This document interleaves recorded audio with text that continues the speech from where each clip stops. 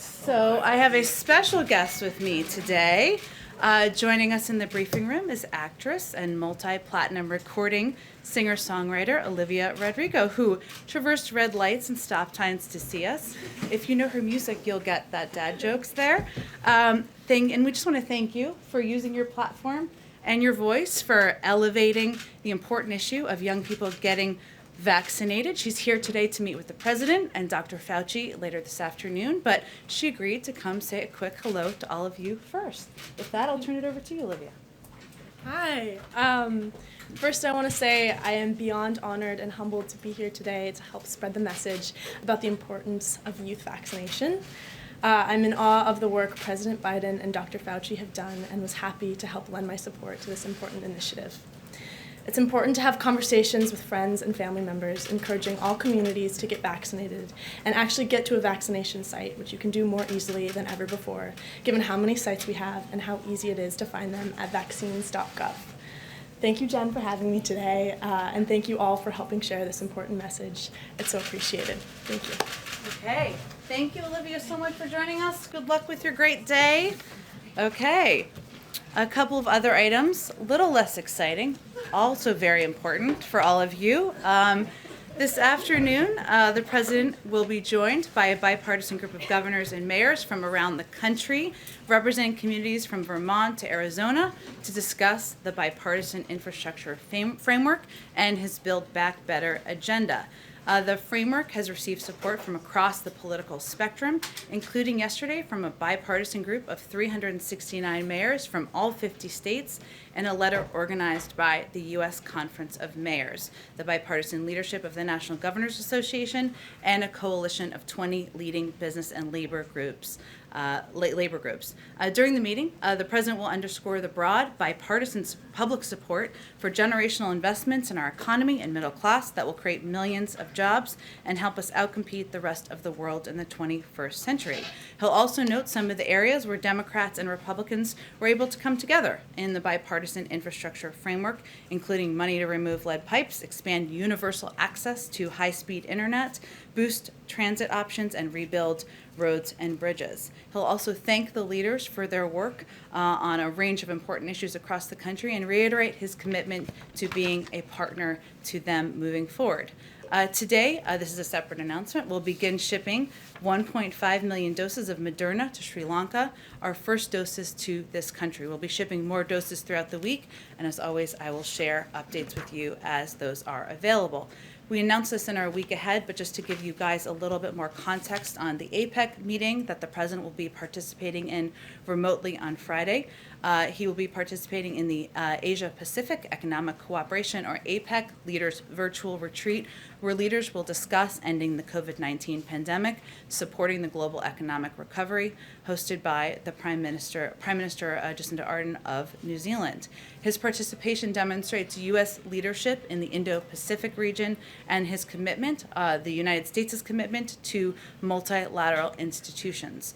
As the president's first engagement with many of the APEC leaders, particularly those in Southeast Asia, he will also emphasize the importance he places on the region as well as his vision for free and open Indo-Pacific. And he will provide an update to leaders on what the United States is doing to serve as an arsenal of vaccines for the region and to support all those suffering from COVID. Finally, he'll also advance an economic agenda that promotes our shared prosperity, leverages the economic potential in the region, and builds inclusive and resilient economies.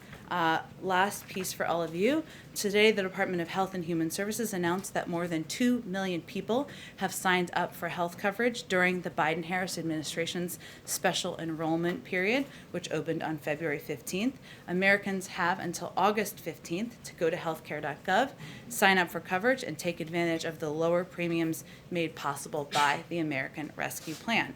Today's announcement demonstrates the need to expand access to affordable healthcare, which is why the president is proposing to extend the Rescue Plan's premium subsidies and lower the cost of healthcare for Americans across the country. With that, Zeke. Thanks, Jen. On the topic of youth vaccinations, Tennessee's former top vaccination official says the state has stopped all outreach to minors on vaccinations, not just COVID-19 vaccinations, because of political pressure. Does the White House, the president, have a response to that, and is there something the White House can do to fill the gap there? First of all, Thank you for the question, Zeke. We, of course, have seen the reporting and coverage of this issue.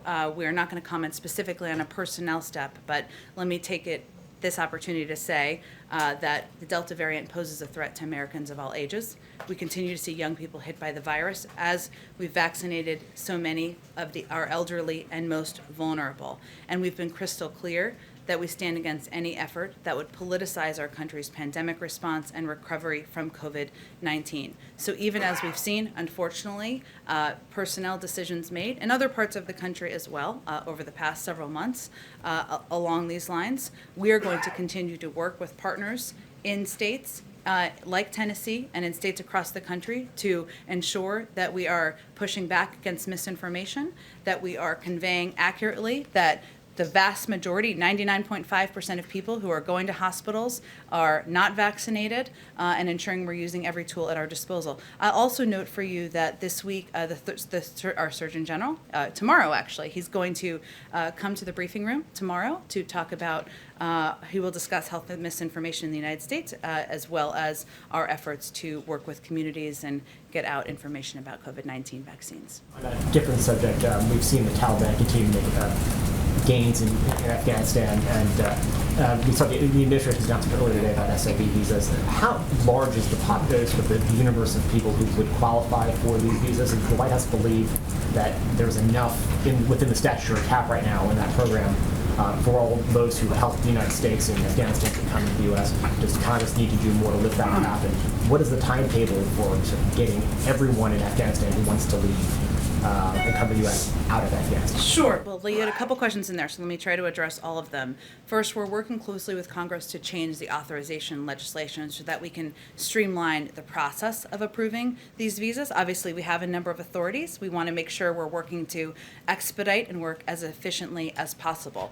What we announced today also is that we are launching what we are calling Operation Allies Refuge to support relocation flights for interested and eligible Afghan nationals and their families who have supported the United States and our partners in Afghanistan and are in the SIV application pipeline. In terms of the specific numbers, I'm not going to be able to provide those to you for operational and security reasons, but I can confirm that flights out of Afghanistan for SIV applicants who are already in the pipeline will begin in the last week of July and will continue. And our objective is to get individuals who are eligible relocated out of the country in advance of the withdrawal of troops at the end of August. And just on a different topic, an American journalist, Danny Fenster, has been in prison in Myanmar for months now. His family has raised considerable alarm about his health situation and is showing signs of potential COVID-19 exposure. He's not getting treatment there. Has the president been briefed on his condition, and has the White House engagement been to try to get him free to return to the United States? Well, first, we take the detainment of individuals, Americans, and journalists around the world very seriously, and we work through a range of channels to raise concerns. Obviously, the situation on the ground in Myanmar is quite concerning and quite challenging, but we do work with international partners to raise issues, including these, through every channel that we have at our disposal. I would say the most appropriate channel to raise specific issues and to move forward on action is through the State Department, given their diplomatic role in the world. But in terms of the president's awareness, he certainly is kept abreast of the detainment of individuals around the world. I don't have any update on his awareness of this particular case. Go ahead. The compromise, the $3.5 trillion reconciliation bill, is the president satisfied with the level of funding? Is he happy with it? Does it fund his priorities? Mm-hmm. So, Steve, I would say first that last night, when the agreement was announced by the Budget Committee, which again we acknowledge is just a step in the process. Now it needs to move forward and obviously needs support of all Democrats in order to move it forward. That's one of the reasons that the president is up on Capitol Hill as we speak, or headed up to Capitol Hill if he hasn't departed yet, I should say, as we speak, because we recognize that that's the next natural step in the process in moving his agenda forward. But as Senator Sanders said last night, this is the most significant piece of legislation passed since the Great Depression. I'm delighted to be a part of helping to put it together. We agree with that. What we've seen come out as the current framework is reflective of the president's priorities, both what was in his budget, what was in his American Families Plan, and also what were the components that were left out of the bipartisan agreement that was in the American Jobs Plan. We certainly recognize there are additional steps to come, as we said. That's why he's up on the Hill, and we feel this is working exactly as it should. President of the United States proposes a bold agenda, as he did back in March. Congress works out a path forward, works out an agreement on where things look. That's what's happening now. Now he's going to engage, he's going to advocate with members, he's going to advocate with the American people and communicate and sell the package about why it needs to move forward. So that's exactly what's happening. Secondly, on Cuba, what is the status of the review of the Trump-era policy? Sure. So I would say, Steve, that, and you and others who covered this certainly know that first, I will confirm, of course, we're still reviewing our Cuba policy with an eye toward its impact on the political and economic well-being of the Cuban people. The nature of the kinds of changes that were made by the previous administration, like redesignating Cuba as a state sponsor of terror, carry significant statutory restrictions. We've been running a thorough policy process on these and other issues with support for democracy and human rights always at the core of our work. Now, there's no question that the protests over the weekend and the events of the last several days are significant events. And it was the largest protest we've seen in Cuba in a long time. That will obviously have an impact on how we proceed. So we will see how things develop in the days ahead and develop our policy responses accordingly. We don't want to do it as one-offs. We want to look at it as we have been with a comprehensive approach in mind. Go ahead. Thanks, Jen. Are there must-haves? I should say this differently. What are the must-haves for the president in this reconciliation package as it moves forward? Well, I'm not going to negotiate further from here or at all from here. Obviously, as I just noted, Senator Sanders, the chairman of the Budget Committee, noted the historic nature of this package that has been agreed to by the Budget Committee. We agree with that. This package currently represents and is aligned with the president's priorities, including what was been outlined in his budget, which is quite public, out in a blueprint, as well as the American Families Plan, which includes key components of investing in our workforce, in childcare, and in the next generation. We also understand that this is a process. There are steps to go. He's going to continue to advocate. He's going to continue to engage with members just as he is today. And we know that there can be changes as things move forward. But it is certainly aligned with the priorities he's outlined publicly. So Senator Padilla is saying that it's his understanding, I want to get this right, and expectation that a pathway to citizenship would be included in this package. He says it could be just a matter of months if all the necessary steps are taken. Is that a correct assessment from this White House's point of view? Well, again, we have said in the past that we certainly want to see an immigration bill passed through Congress. There are a range of mechanisms to do that. We will let Congress determine how they want to move that forward. And certainly there are a number of advocates in terms of people who are elected officials who support that as well. But in terms of additional contents of what would be in the package, I would refer you to the Senate. But is this one of those mechanisms that the White House would support? Sure. Go ahead. Thanks, Jen. Does the White House have a reaction to the charges that were filed against Iranian nationals, including Iranian intelligence officials, for a plot to kidnap an activist on U.S. soil? Sure. First off, this is a law enforcement matter, of course, hence the announcement that came out of there, and we're not going to weigh in on the specific allegations in the indictment. Overall, though, we categorically condemn Iran's dangerous and despicable reported plot to kidnap a U.S. citizen on U.S. soil. We will forcefully defend U.S. citizens and U.S. interests. That includes law enforcement actions like the one announced yesterday, as well as the actions the president has taken to defend U.S. forces in the region from Iranian-backed militant groups. It also includes our diplomatic effort to constrain Iran's nuclear program, one of our most important and urgent actions. But it's actions to attempt to silence the voices of those peacefully working to address the situation both inside of Iran and outside of Iran that are appalling. We'll continue to speak out against that, and obviously law enforcement authorities will take appropriate steps. And what kind of impact, if any, will this have on Iranian nuclear talks?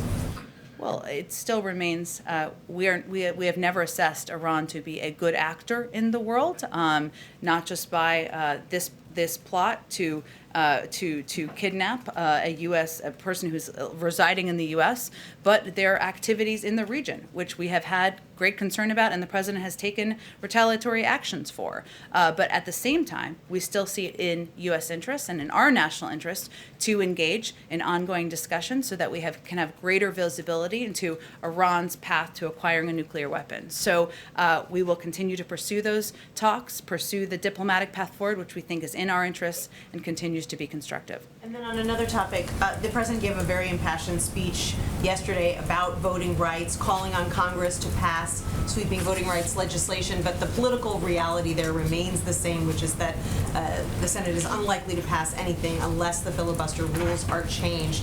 Is he giving Congress a certain amount of time, a window to act before he changes his position on the filibuster? Well, first, I think what you heard the president deliver yesterday, and what many people on the outside heard, was an impassioned case for why voting is a fundamental right in this country and why we should use every lever at our disposal to advocate for it and ensure people have access. One of those is certainly legislation, something he will continue to push for and advocate for, and he's asked his vice president, and she's agreed, to serve as the point person on moving that forward. We do hard things. We don't accept that there isn't a path forward. We're going to continue to engage with leaders in Congress about not just the For the People Act, but also the John Lewis Voting Rights Act, something voting rights has been supported in a bipartisan manner quite a bit in the past. In terms of the filibuster, it is a legislative procedural process that is up to the Senate to determine the path forward on. And I will leave it all to you to determine what the vote count and the whip count is there, but there is not the majority to support that. And I know we focus on one or two, but it's certainly more than that of individuals who oppose changes to the filibuster because of the history. Go ahead. Thank you, Jen. About voting rights and these Texas lawmakers who have come to Washington. Mm-hmm. Do you know any examples from his 36 years in the Senate that Joe Biden just hopped on a train and left town to avoid a vote that he knew he was going to lose? Welcome back. Look, I think that the president's view is that these Texas legislators were making a statement through action in opposition to efforts in their state to oppose restrictions on people's fundamental rights and their rights to vote in their state. That is why they departed. The vice president met with these legislators yesterday, and the president, I should say, certainly applauds their actions and their outspoken opposition to states to efforts to put in place restrictive measures in their state. And maybe it is funny to think about it that way, but the president is talking about this as the most serious assault on our democracy. I don't think anything about this is funny. I think what is important to note, though, here is that there are 28 states, including Texas, where there are laws in place or in process to make it harder to vote. And it requires bold action. It requires bold voices to speak out against that and make sure people understand their rights. That's exactly what's happening here. So does the candidate, who's now the president, who told people he knew how to make deals with Republicans, he's meeting with Republicans today, does he think that the best way to prevent something bad from happening, that he thinks is bad from happening in Texas, is for these lawmakers to be hiding out in a different state, or for them to go back and sit down at the table? The president fundamentally believes you should work together in areas where you can find agreement, as he is on the bipartisan infrastructure framework that is going to help rebuild roads and rails and bridges around our country. And also that you should be outspoken where you have concerns about affronts to democracy. That's what he did yesterday, and that's what these legislators are doing now. And then just quickly on Cuba, the DHS Secretary Mayorkas is warning people there, if you take to the sea, you will not come to the United States. Why is that? Well, first, I think it's important to understand the context of what the Secretary was conveying yesterday, which is just that it is still the case that it is not the way to come to the United States is not through processes of trying to come to the border without going through an asylum process, or coming by sea without going through an asylum application process. There are certainly programs through which that some of them have not been reinstated, I should say, that were put in place by the Trump administration that are being reviewed, as he said yesterday. That would apply to the individuals and people of Haiti and the people of Cuba as well. Those have not been reinstated. They're being reviewed. That's what the secretary said yesterday. What he was reiterating is that this is not the time to travel irregularly. It's dangerous. People can lose their lives as they have in the past. And as the administration tries to figure out the root causes of migration to the country, don't we know that the reason people want to leave Cuba is because they don't like communism? And so as you're trying to figure out like what the processes are for these people who want to leave Cuba, I'm not sure what your question is. you guys have Why spent are a lot people of leaving time- Cuba, or what is the process for them getting here? I can explain either of them, but you tell me. Sure, yeah. Do you think that people are leaving Cuba because they don't like communism? I think we've been pretty clear that we think people are leaving Cuba, or not leaving Cuba, or protesting in the streets as well, because they are opposed to the oppression, to the mismanagement of the government in the country. And we certainly support their right to protest. We support their efforts to speak out against their treatment in Cuba. I will say separately, an important question is also what happens when people are seeking protection, or what happens when they are attempting to flee. In the past, as I noted, we've had several humanitarian programs, such as family reunification parole programs for both Haiti and Cuba. Those were policies or processes that were in place prior to the Trump administration. Those have not been turned back on, as Secretary Mayorkas said yesterday. He also said we're assessing the status of those parole programs. Haitian and Cuban nationals in the United States with a fear of return to their home countries may be eligible for protection, such as asylum under U.S. law. Haitian nationals already in the United States may be eligible for temporary protected status. But migrants interdicted in the Caribbean who manifest a fear are referred to USCIS for a protection screening. That's what happens. Those who do not manifest a fear, or who are not found to have a credible fear following the screening, are repatriated to their country of origin. Those found to have a well-founded fear of persecution or torture are not brought to the United States. They are referred to a third country for resettlement. I'm sharing all of that with you so people understand what the process is when they're trying to make what a treacherous journey is, and a challenging journey where people can lose their lives. But certainly, we have said many times, and I will reiterate here, that we support not just the role of protest and peaceful protest. We stand with the Cuban people in their call for freedom from both the pandemic and from decades of repression and economic suffering to which they have been subjected by Cuba's authoritarian regime. Go ahead. I was hoping you could tell us more about Olivia Rodrigo's visit here today. What was the intended target of the message? When will we see the video that we believe she made? And just more about the strategy of having her here today. Sure. Well, she's meeting with the president and Dr. Fauci later this afternoon. And in terms of when a video product will go out, I'll have to check on that and see what the editing process looks like. You all may have a better sense of that than I may.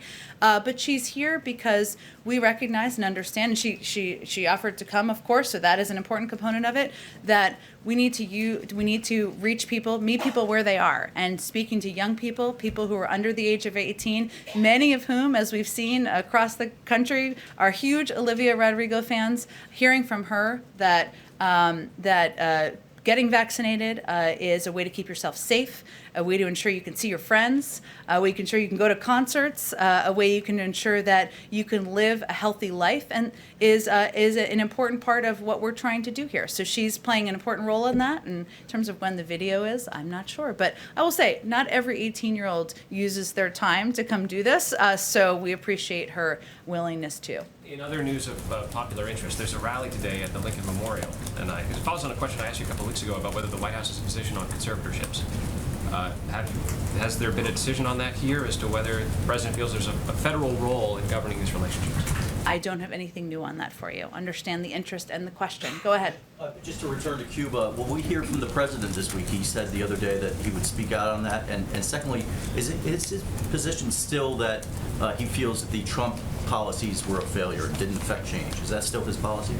Well, again, I would say, one, in terms of whether we hear from him, he says that often, as you know, and what he means is he speaks out publicly nearly every day at events. Sometimes you all ask questions. If there's an update to provide on what we're doing, on what our policies are, certainly he'll provide that. Is there a planned speech or trip? not at this time. In terms of our policies, again, I would say, Alex, that we are continuing to review our policies. It's been an ongoing process to review the policies that were put in place by the prior administration. We also recognize that this was a significant event over the last couple of days, the largest protest in a long time that we saw in Cuba. People speaking out, Cuban people speaking out, calling for freedom from both the pandemic and from decades of repression. That's significant. And of course, that will play a role as we consider and factor in what our policies will be moving forward. I would also note, though, that we will do that through the prism of what will help the people of Cuba, not what will help pad the pockets of the regime. And that is a challenging circumstance given the control of the regime currently on the people. Does President Biden endorse Senator Schumer's bill on marijuana? I've spoken in the past about the president's views on marijuana. Nothing has changed. There's no new endorsements of legislation to report today. Go ahead. Just for clarity, housekeeping, did you, maybe I missed it, will the president meet with the Texas Democratic legislators, and if so, when? The president asked the vice president to meet with the legislators yesterday. She was happy to do that. She did that. He supports, of course, their voicing of their strong views. I don't have any plans to preview for you at this point in time. Has he spoken to them in any form by phone? Did he call into that at some point when the media left? He did not. Let me ask you, if I can, about a couple other questions. One as it relates to the dark websites that are linked to Our Evil. We saw that the ransomware gang, Our Evil, those websites, were no longer operating as of yesterday. Is the U.S. behind the targeted attacks on Our Evil or the computer servers that have hosted those ransomware attacks? I don't have anything more for you on it. Is there any indication that Our Evil, has adapted to preempt a possible attack? We just don't have anything more for you on Our Evil's absence currently from the environment. Let me see if there's something else you can answer then, perhaps. On Afghanistan, we know that Operation Allies Refuge and the announcement that this is going to begin for those who are already in the pipeline, as they describe it, in the last week of July. They can't talk, it said in the note that was provided by a senior White House official. They wouldn't say anything more specifically about the timing of it, but where are these Afghan nationals and their families? Where will they be going? Well, again, Peter, for operational and security purposes for the individuals that we're relocating, we're not going to be providing details of that at this time. I don't foresee that necessarily changing.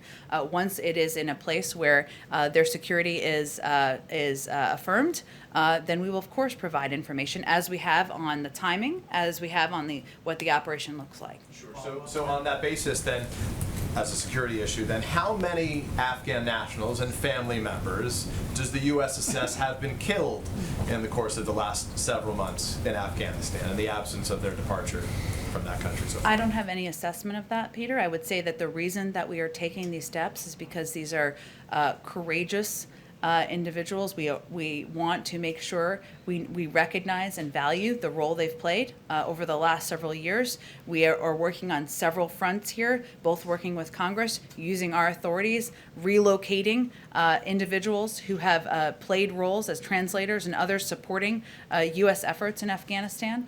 So that should be seen as significant. I would also note, because I didn't note it earlier, that we have Ambassador Tracy Jacobson, a 3-time chief of mission in Tajikistan, Turkmenistan, and Kosovo, is leading the State Department Coordination Unit that will deliver on the president's commitment under Operation Allies Refuge. The unit also includes representatives from the Departments of Defense and Homeland Security. Russ Travers, who's Department of Homeland Security Advisor, the Deputy Homeland Security Advisor and former head of the National Counterterrorism Center, is coordinating the interagency policy process on the operation as well. And the Homeland Security Advisor is traveling to Uzbekistan. Is that something you're going to have to tell us? Or Oh, I can. I certainly. She is. she has or she is? She is. Let's see. She is en route, or she is there. She is, I believe, there now. She's leading a U.S. delegation to a high-level international conference. They're going to be discussing the promotion of prosperity, security, regional connectivity while she's there. Obviously, security in Afghanistan and the region. And all of our initiatives and priorities will be a part of the discussion. Go ahead. Thanks, Jen. On that $3.5 trillion package that was unveiled last night, how does the president view that top line number? There's some in the party that balked at higher spending, of course, or is it too low? How does the president kind of view that number right now? Well, again, as I said a little bit earlier, the step forward announced last night is a significant step forward, I should say, in our view, in the president's view. And we recognize there's still a path forward and steps forward that need to be taken because, while this is an important step in the committee, we obviously need every member of the Democratic caucus to support this endeavor moving forward. But I'd also note that, as Senator Sanders said last night, this is the most significant piece of legislation passed since the Great Depression, and I'm delighted to be part of having helped put it together. So yesterday was a major breakthrough for middle-class families in the president's view. And then on voting rights, civil rights leaders and activists have characterized the president's reluctance to mention the filibuster as a lack of urgency on the issue. I mean, what do you say to those critics that say that's a lack of urgency, that he hasn't yet pushed senators to support abandoning or modifying the filibuster to get this legislation passed? Well, I would say first that the president delivered a major speech yesterday on voting rights, which received a great deal of attention and many accolades from a lot of supporters, advocates out there in the country as well, because he wants to stand with them and is committed to standing with proponents of access to voting rights across the country in this fight and this effort moving forward. He also talked in his speech, as you know, about not just his commitment to the For the People Act, but also about what levers from the federal government he will continue to use, whether it was the executive order he signed into law just a few months ago, or steps the Department of Justice are also taking. But this is going to be a cause of his presidency. The fact that he delivered a speech yesterday, elevating the issue, educating people on the issue, making sure people understood their rights, should be seen as a representative of his commitment. Go ahead. Go ahead. Hold on. I'll come. Go ahead. You've gotten close to this, but I want to make sure I'm Okay. clear. The president going to this lunch, should we take that as an indication that you don't think you have all 50 Democrats signed on to this framework? I would say, as you all know, if there were enough votes for each of these priorities, there would be a vote, and it would have happened. So I will say that he's headed up to the Hill because it's the next natural step.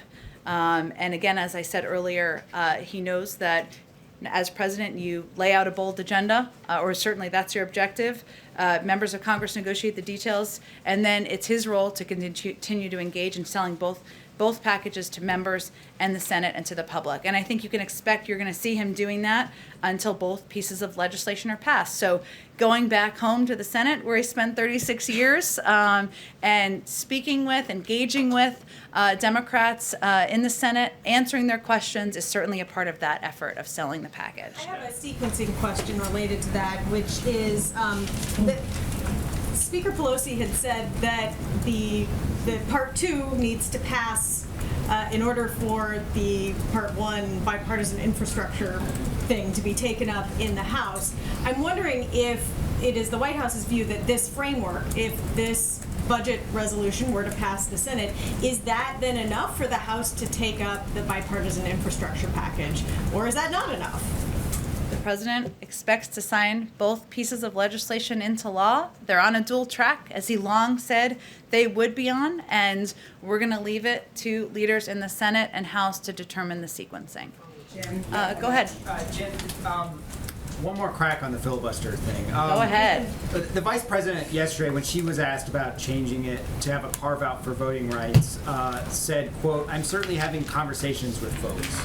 Is the president also having conversations, or is he sort of yielding completely on the idea of changing the filibuster, given that yesterday he compared the current state of democracy as in peril, comparing it to the Civil War? So is he talking to people about this legislative tool that could be changed? Is he having conversations? Well, first, of course, the president and vice president have conversations about a range of issues, including members who raise concerns or their advocacy for changing filibuster rules. Some also advocate against, as you well know. But what the vice president was acknowledging was that some members have raised filibuster reform with her, as won't surprise any of you, and members have also raised it with the president. But they've raised it on different sides as well. And ultimately, it's a legislative process, one that the president is no longer gets a vote on. It's up to them to vote on what their processes will be moving forward. And so when he is having conversations, is he advocating any particular way? Is he expressing an opinion in those conversations? Again, they've both heard from members who have points of view on the future of the filibuster, as won't surprise any of you. That is what the vice president was referring to, and the president also has, of course, been a part of those conversations. But his position, I've stated to all of you publicly, is what his position is privately as well. Did you have a question, Caitlin, or no? Yes, I do. Go ahead. I'm not just your for fun. No, I know, but I didn't know. You didn't raise your hand. I didn't want to skip you. Thank There you go. very much. He met with Senator Sanders earlier this week, who wanted this 3.5 trillion number initially to be a lot higher than it is. There are other moderate members who wanted it to be a lot lower than it is. So does he plan to meet with people like Senator Manchin on this one-on-one as well? I expect the president will continue to be deeply engaged with a range of members, Senator Sanders, Senator Manchin, others in the Senate, as they work to move this legislation forward. And it is certainly a significant step, a big breakthrough last night in the agreement that was announced. The president will be the first to tell you, though, that he knows there are a number of steps ahead. And there will be continuing discussions, negotiations. There are components of this that could certainly change, but it was a big breakthrough for middle-class families, and certainly he would echo the comments made by Senator Sanders. And then on vaccine misinformation, Ron Klain, the chief of staff, said recently that it would be a policy decision whether or not the administration went after regulating companies like Facebook on things like vaccine misinformation. So what is the administration's stance on that? Well, we believe that all of us, social media companies, platforms, where a lot of this misinformation travels, the media, state and local officials, it's important for everybody to step up and spread the word about the vaccines. There's a report that will be coming out that, again, our Surgeon General, Vivek Murthy, will be coming to the briefing room tomorrow to talk about, and certainly the pushback against disinformation, information that is, literally a matter of life and death, is something that is going to be a continued focus of this administration. You are right that obviously decisions to regulate or hold to account any platform would certainly be a policy decision, but in the interim, we're going to continue to call out disinformation and call out where that information travels. Does the president have plans to speak with Mark Zuckerberg at all about this? There's no plans that I'm aware of. Go ahead. Thanks. A group of senators is urging the president to postpone a pause in federal student loan payments until next March. I'm just wondering, what is the president's current thinking about the timeline for reinstating those payments? Well, there's a certain timeline I think that's required because I think they expire in the fall, if I'm correct. So obviously it would be in advance of that period of time, but I don't have anything to preview for you in terms of where he will land. I want to give him the space to make a decision. And I have another question on climate. The EU today said it will impose a carbon border tax, which could affect U.S. imports, which could complicate the president's plan to present sort of a unified front later this fall in Glasgow. Is the administration concerned about how the carbon border tax will affect exports to Europe? This is a very good question that I suspected someone would ask me about today, and I actually did not talk to our team about it, so let me get something. I'm sure it's of interest to others, and I'll get back to you after the briefing. Okay, thanks. Go ahead. Thanks, Ron. So as we speak outside right now, there's solidarity protests with the Cuban people right outside the fences of the White House. We've been seeing this all across the country here, and Democratic lawmakers in South Florida have actually called on Biden to come down to Miami to give a speech.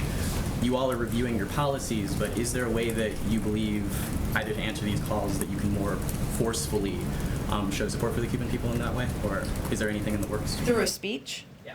Like, it's been asked, so.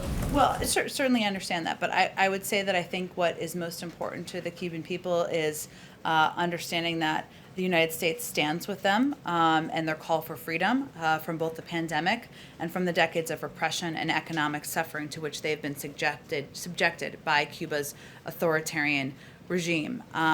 And also, I would just note that, again, it is a policy process that has been under review. There were a number of policies that were put in place by the prior administration. We want to do that in a comprehensive and not a one-off manner. We want to do it through the prism of what is going to help the Cuban people directly and help incentivize a change in behavior, if that is possible. And certainly the events, the protests, the reaction, the continued oppression of the Cuban people weighs in on our decision-making process. But I don't have any speech or visit to preview for you.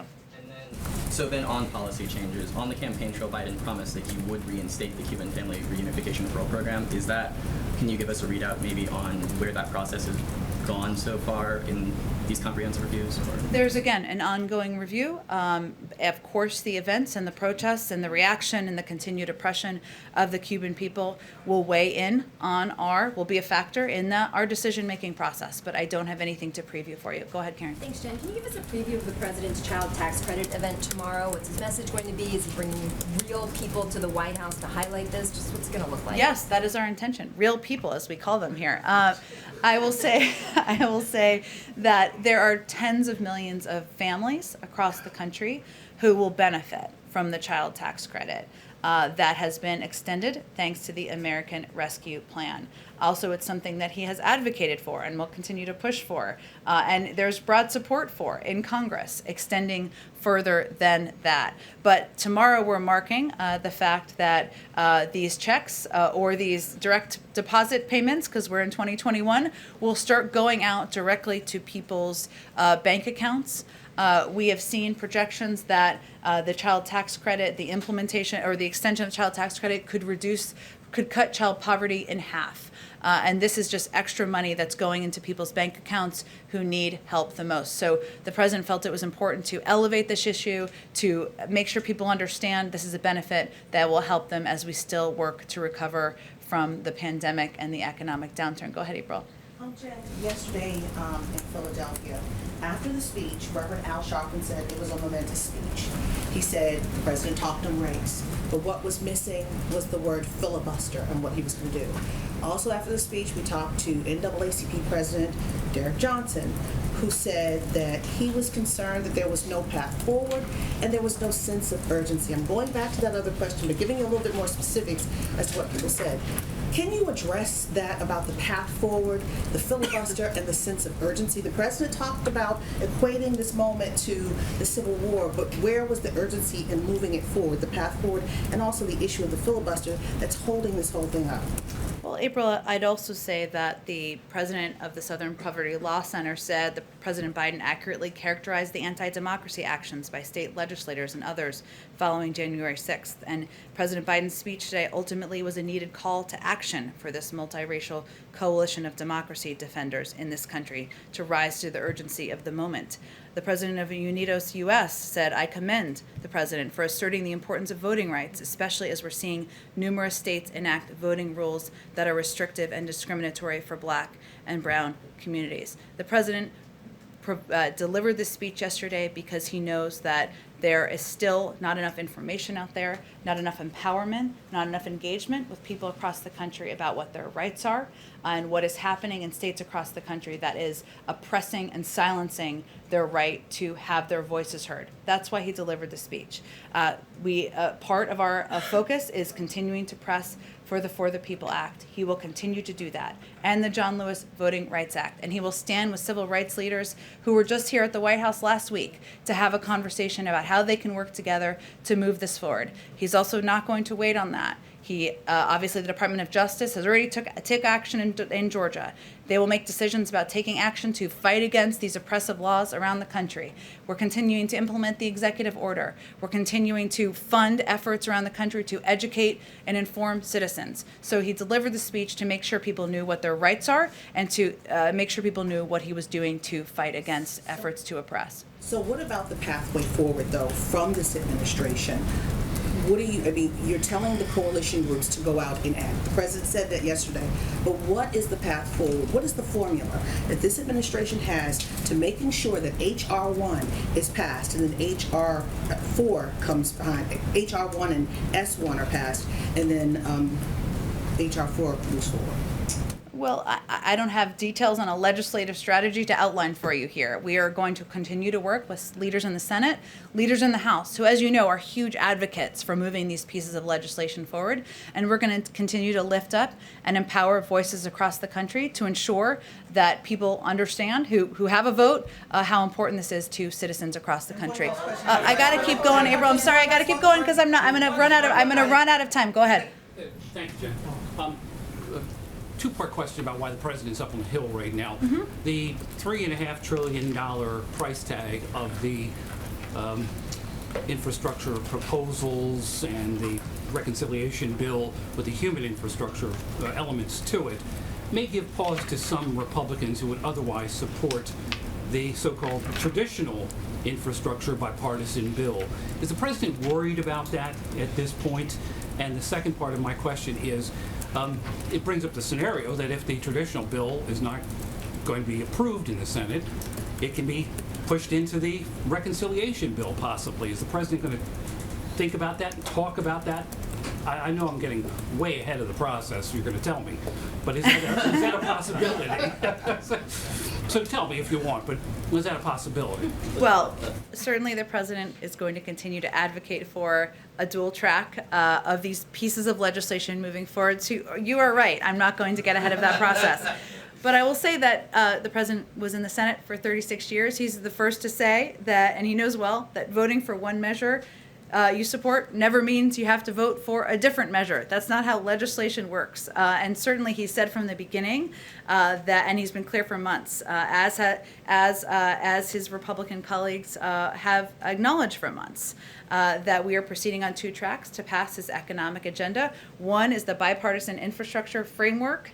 The other is the Build Back Better reconciliation package, where there was a significant breakthrough last night, led by the Budget Committee and Chairman Sanders. So a couple weeks ago, everyone said this was dead. It wasn't going to happen. No possibility. They're both moving forward. The Senate Majority Leader says he wants to bring both up for a vote, and we're going to work closely with him to get that done. Does he want to talk to some Republicans? Does he want to run into some Republicans while he's in the hallways there?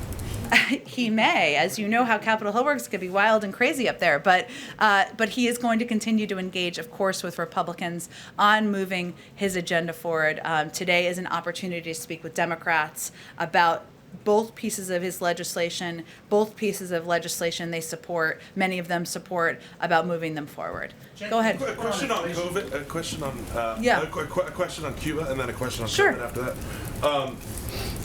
Given the lack of internet access in Cuba, how is the administration monitoring the situation, the crackdown on protesters, and if the administration determines that there is violence against protesters, what options are at the president's disposal? Well, first I would say we continue to call for the swift release of those peaceful protesters who have been unjustly detained. Again, we stand with the Cuban people and their call for freedom from both the pandemic and from decades of repression.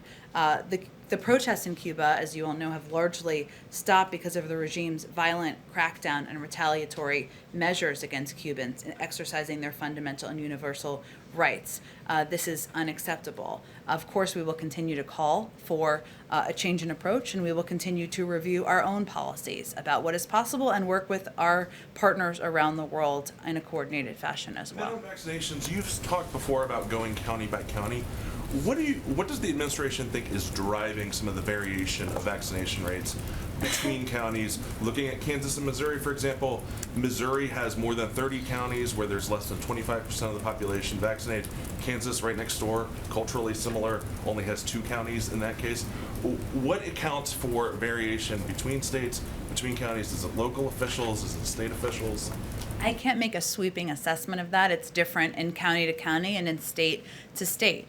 We also recognize, looking at the data, that there are portions of the population, demographics, including people under the age of 27, who have a much lower vaccination rate.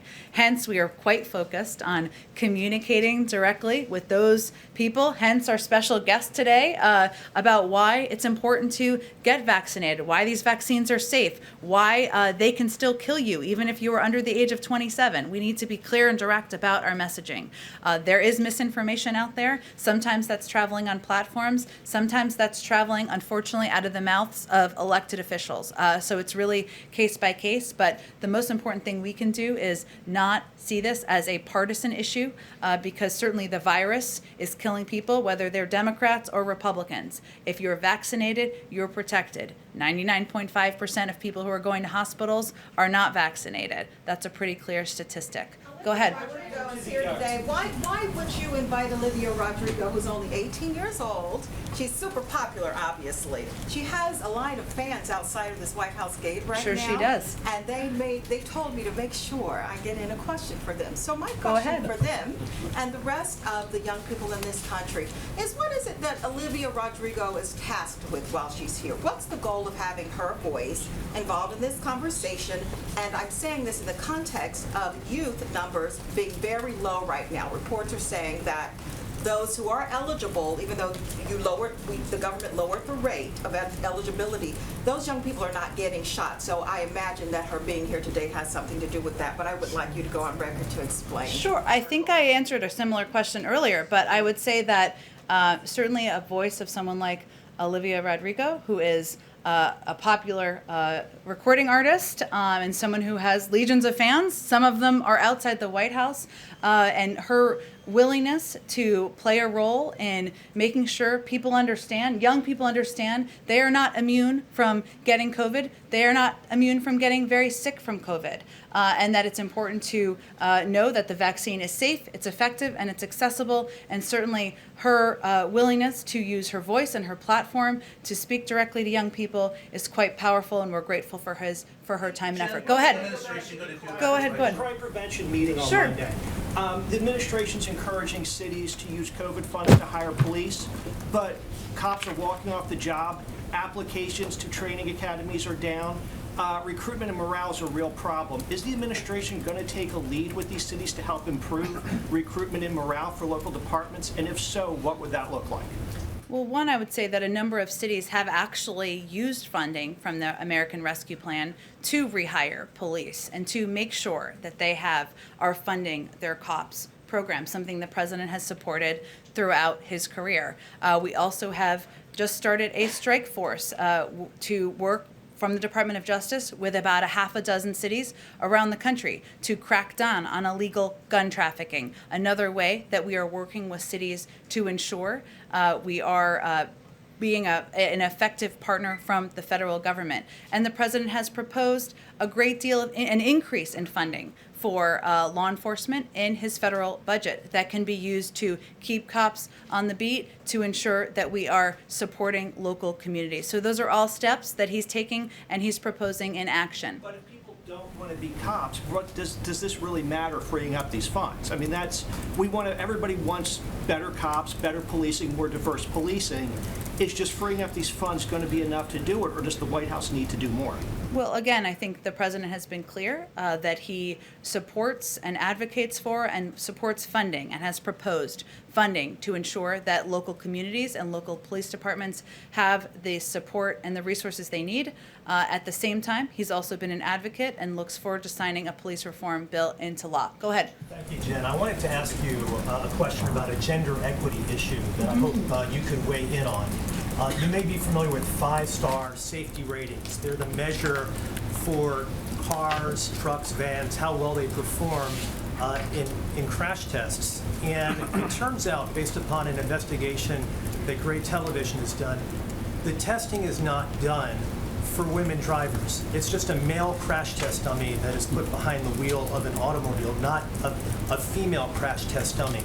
Since our investigation, bipartisan legislation has been introduced in both the House and the Senate to correct this gender inequity. I was hoping that you could weigh in on this issue, number one, and could you support that type of legislation?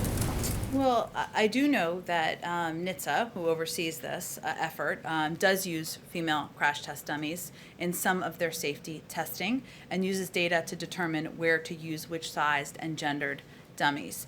They also use computer simulation, in addition, to enhance their research and fund the Global Human Body Model Consortium, which has developed simulation models for a variety of occupants, including men and women, but also children, the elderly, and more. So that's another way they rely on data. But otherwise, I would refer you to NHTSA, who would have more additional information. I don't have any announcements about support for legislation at this point in time. Go ahead.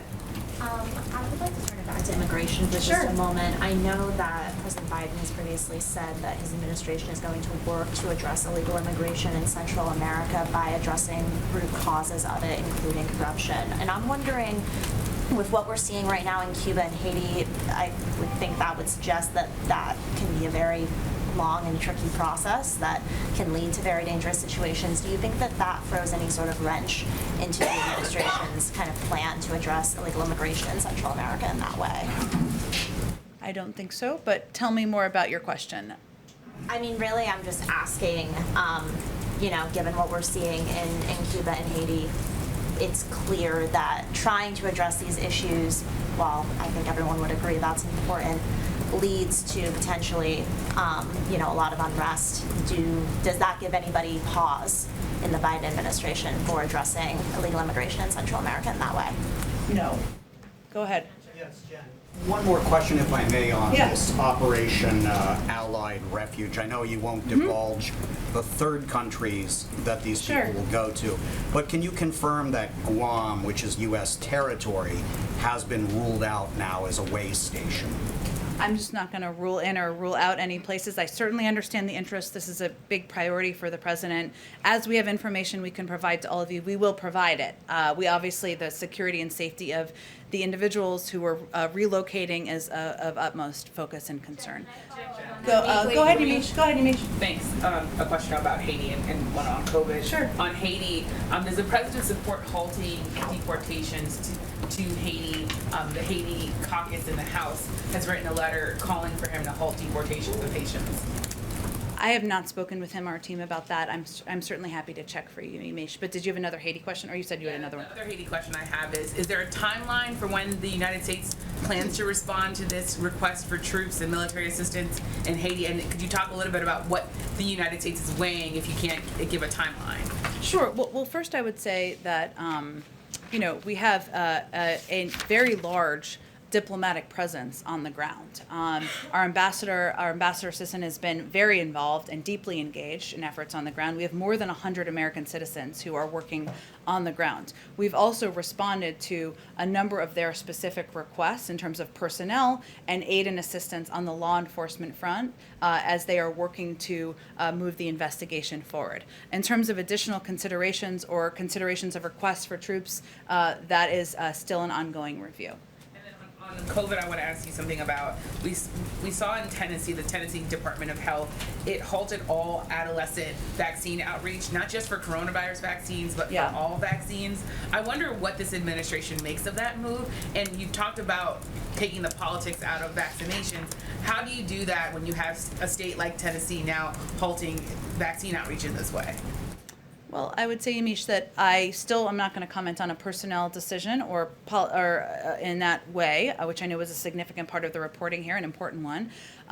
Certainly, any effort that prevents accurate information based on data, on science, as it relates to the COVID-19 vaccine or any other vaccine, is of concern to the federal government, because we have seen, as we've talked about a bit in this briefing, lower rates of vaccination as it relates to COVID specifically among young people. That puts young people at risk, puts young people in danger for illness and even death in this case. So we will continue to work with local health authorities. We will continue to work with local trusted voices in order to get the message out and the word out and get accurate information out. But any effort to repress or not share that information is risking people's lives. Okay, and just make sure, I know you said that you're going to get back on the deportations of Haitians, but is it under consideration at all? Is that something that the president is open to doing? I don't want to speak out of turn here. I will see if there's anything to report out on that. Go ahead in the very back. Thank you, Jen. Two questions on Afghan interpreters. I know you said you don't want to give a specific number of people that will be evacuated, but there's a lot of confusion on the ground, fear on the ground. Is it going to be all SIV applicants? Is it going to be just people who have cleared the first step? One interpreter there told me this week, if I'm left behind, I will 100% be killed by the Taliban. So what details can you give us for them? So as we've announced in the past, the focus is on applicants who are already in the pipeline. That is what will begin the last week of July. We, though, have a range of contingencies, and we are continuing to work to ensure that we can help as many of these bold and courageous individuals as we possibly can. But those are the individuals, the translators who are in the pipeline already, who will be the first focus of relocation. And one more hearing that the flights will happen only out of Kabul, but there are a lot of interpreters that don't live in Kabul. They may not be able to get there. Are you going to help them get there safely? They're threatened by the Taliban, and they often don't go outside. So advocates are wondering how they're going to get to those flights. It's a great question. We obviously want to help interpreters and applicants who may not be living directly near the airport. I will see if there's more from the State Department in terms of the operational component of this that we're able to share. But certainly we keep that in mind. Go ahead, Chris.